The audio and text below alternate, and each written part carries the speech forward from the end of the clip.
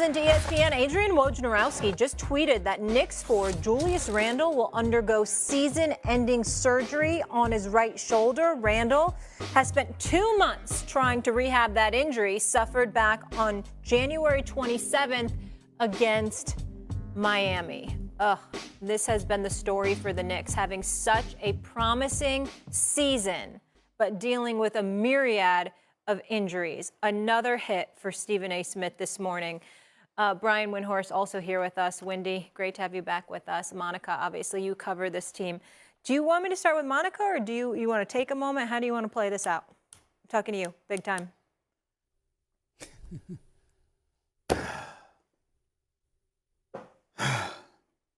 It's like a black cat's running around the franchise. I know. 24-9, 47% shooting. OG Anunoby arrives. They got the best record in the month of January. They got an opportunity with Milwaukee looking suspect. You're right. Miami looking suspect at times. Joel Embiid injured. Not the music, y'all. Well, it is kind of sad. They had a chance to get to the conference finals against Boston. And then this happens. Is this a piano? I cannot take this music. Is this for real. instrumental? Is this piano? It's like Young and the Restless. What's happening? Oh, it's like Stephen A.'s theme music. You can't make it up, man.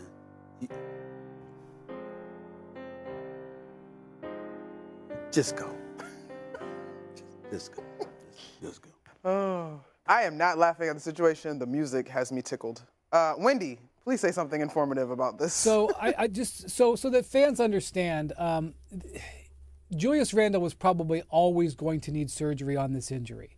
When you dislocate your shoulder, a lot of times you're going to need that surgery. Sometimes you can rehab to strengthen the muscles around it so that you can kind of get through a season to delay surgery so you can play. That's what he was going for. Had he had surgery immediately after this injury, he still would have been out for the rest of the season. This wasn't a situation where if he had had surgery 2 months ago, he'd have been back for the playoffs. It's a 5-month recovery timeline for this type of procedure. In fact, him having surgery now, he's not even for sure going to be able to start next season. That's how long the timeline is. So that's one thing you just need to understand. The second thing I'm going to say is just because Julius Randle is out doesn't mean that the Knicks have no chance of making a play. I think the team kind of knew for the last couple of weeks that Julius's return was not going to happen. In fact, earlier this week, Josh Hart said, "Look, we're operating as if Julius isn't coming back," or he said, "We're just going to assume that they're not coming back." The key thing, Stephen A., is whether OG Anunoby can come back, because he's dealing with this elbow issue. This is he's already had surgery. This is a re-aggravation of it. They're 15-2 when OG plays. OG can fill some of the gap that Julius, they lose with Julius, and they are a very potent team with OG. So I would just say that while Randle's loss is hurtful, with these other teams in the East all having issues, the Cavs and Donovan Mitchell having issues with his knee, the issues with, you're not really sure whether Philly's going to even be able to make it into the top 6. They got to win their way in. Miami has been up and down throughout the year. Milwaukee, as we know, is suspect even at the best of times. The Knicks can still make something happen here. They, if they end up with the Cavs in the first round, they've owned the Cavs the last couple of years. So I don't think this is, doom and gloom. I don't think they would beat the Celtics in this series, but I'm not sure they would have beaten them even if Randle was healthy.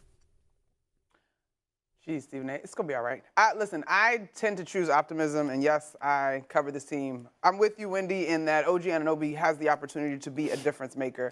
It is an interesting year in the Eastern Conference. Literally, the only team that has separated themselves, as the standings have shown and as we have discussed ad nauseum, is the Boston Celtics. And so everybody otherwise is dealing with some level of injury, to your point.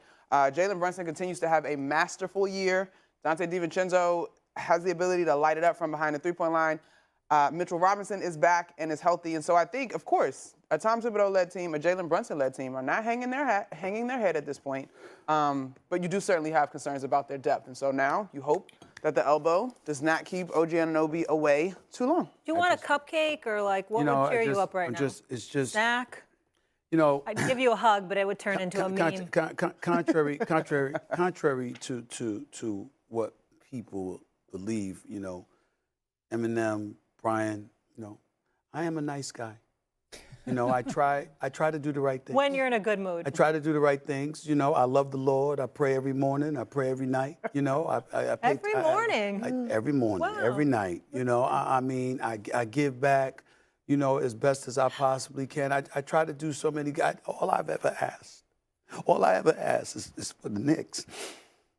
I just breathe. Breathe. Let it out. Breathe. Breathe. It does. There's always something. Damn it! It's not over. It's not quite over. Do you want me to call Spike? Get him on the line so you guys can pray together? Spike is probably worse off than me.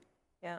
He just gonna act like it's different because he paying them season tickets. You know, but he's probably worse off than me. But let me tell you something right now. I'm aware of what the Knicks could be with OG Anunoby, with Mitchell Robinson, if both of them come back and what have you. I'm aware that they could be formidable. Yeah. But at the end of the day, to really, really legitimately have a shot to at least get one series away from the finals, you know, you need it. I think you needed Julius.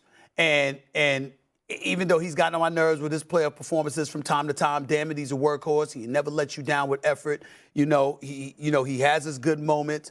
And again, he's a 24-9 player this season. And for this to happen, with as tough as the New York Knicks have looked, especially once they acquired OG Anunoby.